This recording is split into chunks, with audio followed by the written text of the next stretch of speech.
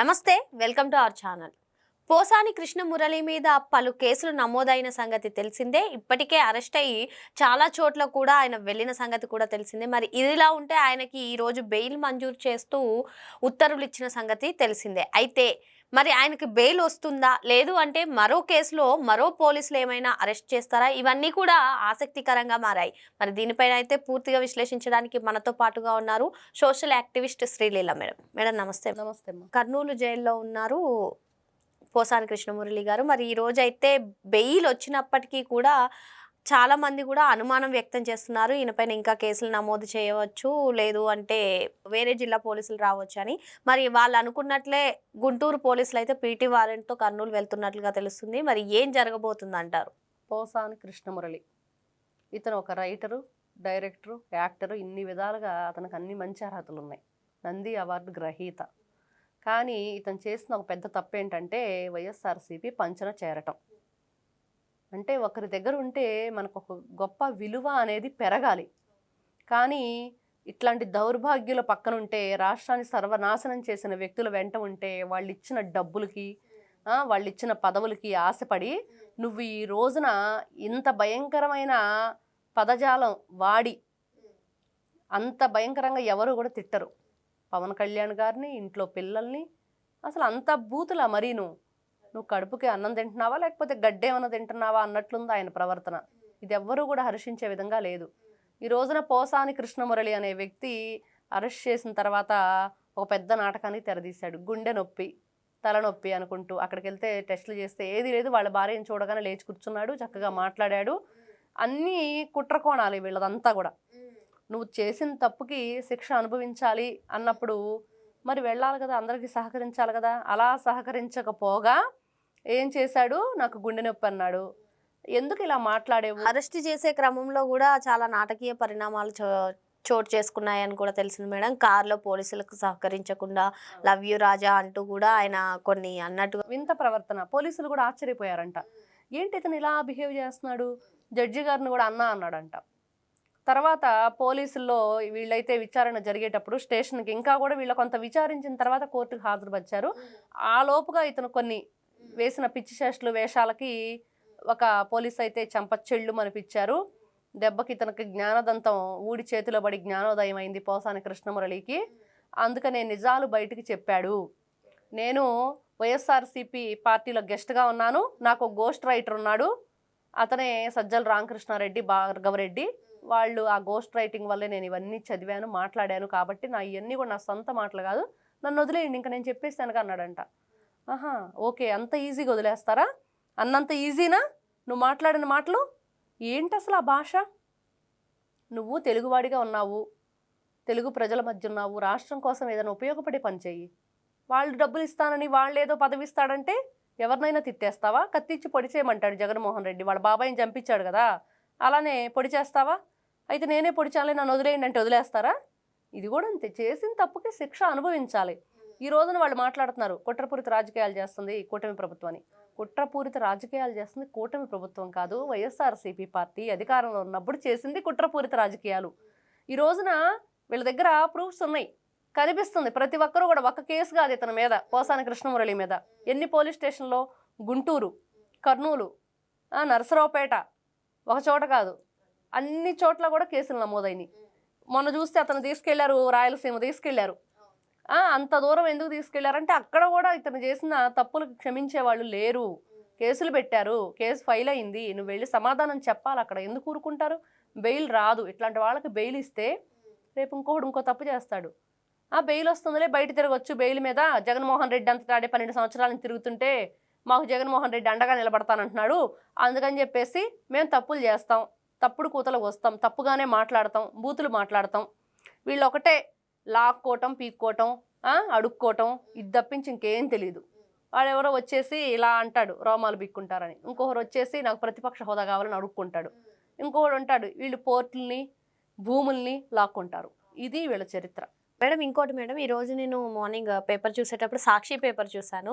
పోసానిపై పైశాచికం, కూటమి సర్కార్ ఆదేశాలతోనే అక్రమ కేసులు 17 అక్రమ కేసులు బనాయించారు అని చెప్పి వీటిని అక్రమ కేసులు అంటున్నారు మేడం. ఏంటి అసలు అక్రమ కేసులు? ఎలా ఉంటాయి అంటే అక్రమ కేసులు వీళ్ళ బాబాయిని చంపినప్పుడు గొడ్డలితో నరికి నరికి నరికి చంపాడని చెప్పారు జగన్మోహన్ రెడ్డి. ఖచ్చితంగా ఇతను వీడియో కాల్లో చూశాడు కాబట్టి అంత కరెక్ట్గా చెప్పాడని అందరూ చెప్పుకుంటున్నారు ఈరోజు.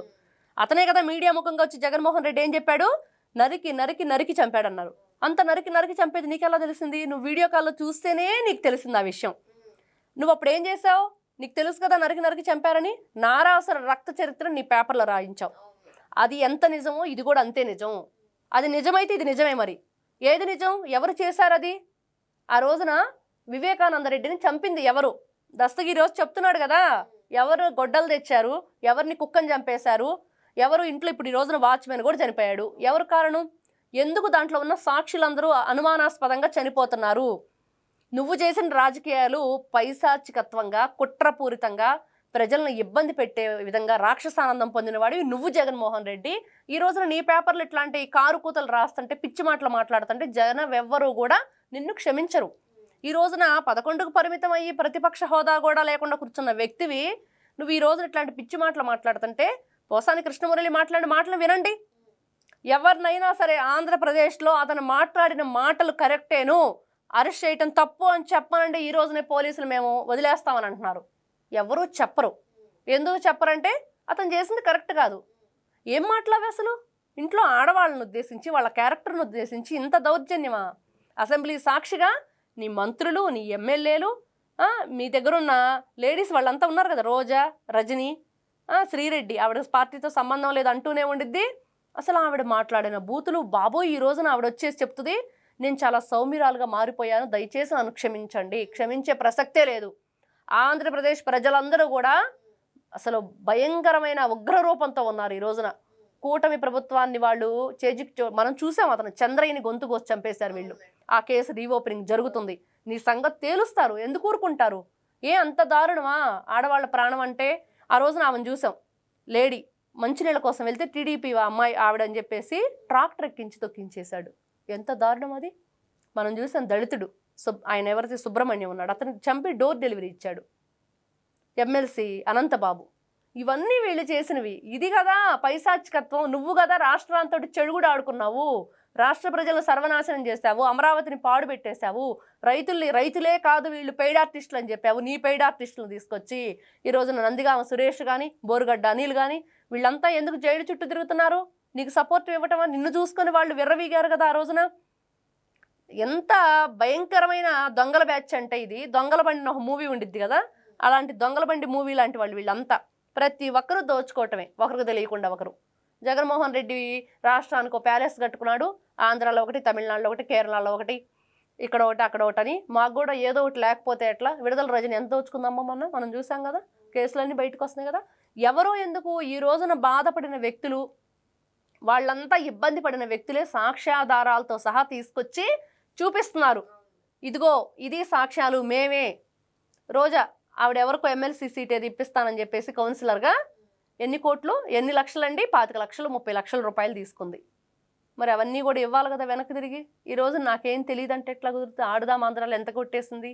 ఈ రోజున వీళ్ళు పోసాని కృష్ణమురళి గురించి అమాయకుడు లేనిపోని కేసులన్నీ బనాయించారని చెప్పి సాక్షి పేపర్లో రాసుకున్నారు. సాక్షి పేపరు అబద్ధానికి నిలువెత్తు సాక్ష్యం, అది అందరికీ తెలుసు. సాక్షి ఛానల్ వీళ్ళకి తెలిసింది ఒకటే, అబద్ధాలు మాట్లాడటం, ఉన్నవి లేనివి కల్పించి చెప్పటం, లేని దాన్ని ఉన్నట్లుగా సృష్టించటం. నారాసుర రక్త చరిత్రను రాశారు చూసారా. స్వయంగా వీళ్ళ ఎంపీ విజయసాయిరెడ్డినే మీడియా ముఖంగా చెప్పాడు.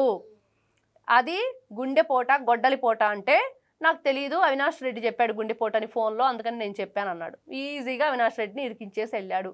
ముందల మీరు ఇవన్నీ చేసిన పాపాలని ఎలా కడిగేసుకోవాలో ప్రాయశ్చిత్తం లేదు వీళ్ళకి. అసలు కొంచెం కూడా పశ్చాత్తాపం లేదు. అసలు జాలి, దయ, ఒక మనము అంతర్యుద్ధం లోపల అంతర్మదనం అనేది ఒకటి ఉండిద్ది. నేను ఇలా చేశాను, మరి నేను ఎలాగా మరి తప్పుని క్షమించమని అడగాలి, లేకపోతే దాన్ని మళ్ళీ కూడా చేయకుండా సరిదిద్దుకోవాలి, సరే బయటపడకపోయినా కూడా రెండోసారి అట్లాంటి వాటిని మనం ప్రోత్సహించకుండా ఉండాలి అనేది లేనే లేదు వీళ్ళకి.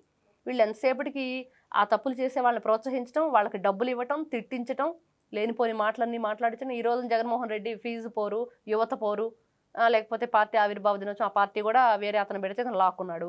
శివకుమార్ అనే వ్యక్తి దగ్గర నుంచి, అతనే పార్టీ నుంచి సస్పెండ్ చేసి వీళ్ళ తల్లి దగ్గర నుంచి లాక్కున్నాడు కదా అధికారాన్ని.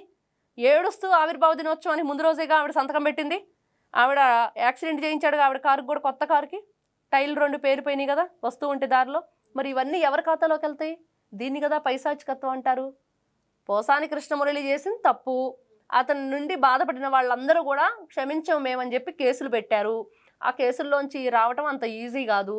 ఎందుకంటే చేసిన తప్పుకి శిక్ష అనుభవించి తీరాలి. కర్మ సిద్ధాంతం అని ఉంది హిందూ భారతీయ సాంప్రదాయంలో ఒకటి. అది ఎవరిని కూడా వదిలిపెట్టదు. తిరిగి బూమరాంగ్లంగా తిరిగి వస్తుంది. శిక్ష అనుభవించి తీరాల్సిందే. కర్మ ఎవరిని వదిలిపెట్టదు. ఇది మాత్రం వాళ్ళు గుర్తుపెట్టుకోవాలి. మాట్లాడే ముందు, రాసే ముందు సాక్షి పేపర్లో. చేసిన తప్పుకు శిక్ష తప్పదు, అలాగే కర్మ సిద్ధాంతం ఎవరిని కూడా వదలదని చెప్పి మేడం చెప్తున్నారు. Thank you. నమస్తే.